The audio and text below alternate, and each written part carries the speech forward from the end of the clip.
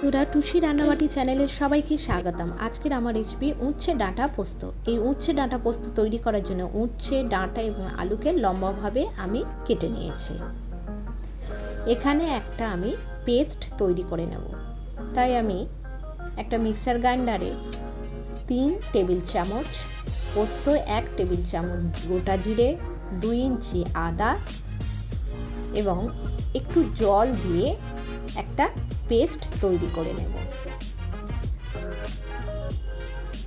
আমার একটা smooth paste তৈরি হয়ে গেছে।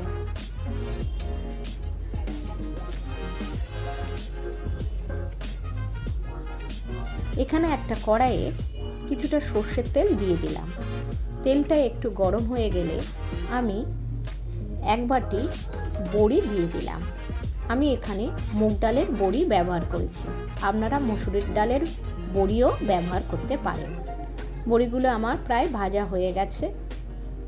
আমি একটা পাত্রে বড়িগুলো তুলে নেব। ওই কড়াইয়ে আরও কিছুটা সর্ষের তেল দিয়ে দিলাম। এখানে 2টো শুকনো লঙ্কা দিয়ে দিলাম। 1 চামচের মতো 5 ফোড়ন দিয়ে দিলাম।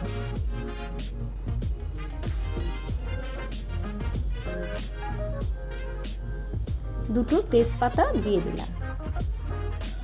এবার মশলাগুলো একটু নেড়ে দিলাম। এখানে আগে থেকে কেটে রাখা উচ্ছেগুলো আমি একটু হালকা করে ভেজে নেব।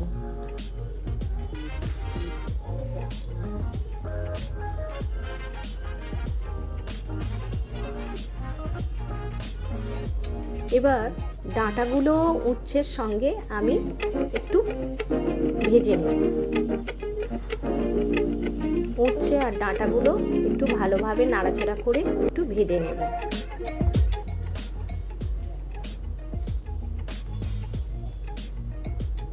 এরপর কেটে রাখা আলুগুলো আমি দিয়ে দিলাম। আলুগুলো দিয়ে আমি সমস্ত সবজিগুলো একটু নেড়ে দিলাম। এখানে আমি 1/2 টেবিল চামচ হলুদের গুঁড়ো, 1/2 টেবিল চামচ নুন দিয়ে আবারও সবজিগুলো নেড়ে দিলাম।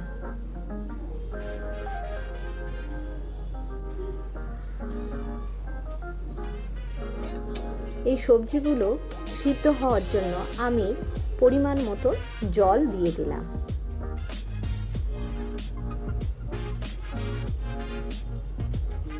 এবার ঢাকনা দিয়ে সবজিগুলো সিদ্ধ হওয়ার জন্য কিছুক্ষণের জন্য ঢেকে রাখলাম। সবজিগুলো আমার প্রায় সিদ্ধ হয়ে গেছে। এবার আগে থেকে ভেজে রাখা বড়িগুলো আমি দিয়ে দিলাম। বড়িগুলো যাতে ভালোভাবে সিদ্ধ হয়ে যায় সেই জন্য একটু নেড়ে দিলাম।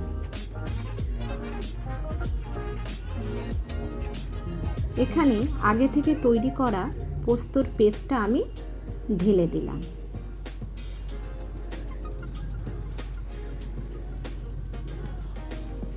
এবার একটু নেড়ে দিয়ে আমি ঢাকনা দিয়ে কিছু সময়ের জন্য ঢেকে রাখলাম।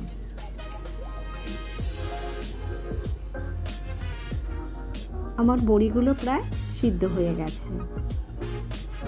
উচ্ছে ডাঁটা পোস্ত আমার তৈরি হয়ে গেছে। আমি একটা পাত্রে এটা সার্ভ করে দেব। ভিডিওটা ভালো লাগলে একটা লাইক এবং সাবস্ক্রাইব করে দেবেন।